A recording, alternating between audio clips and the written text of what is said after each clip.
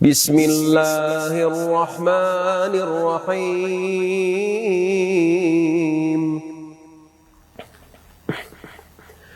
اللهم صل على محمد وآل محمد.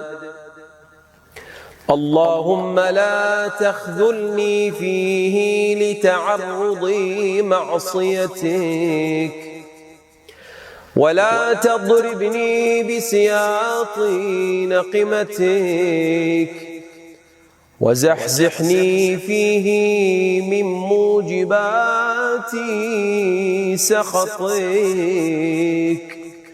بمنك وأياديك يا منتهى رغبة الراغبين،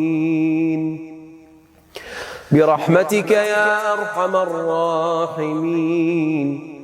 وصل يا رب على سيدنا محمد وآله الطيبين الطاهرين.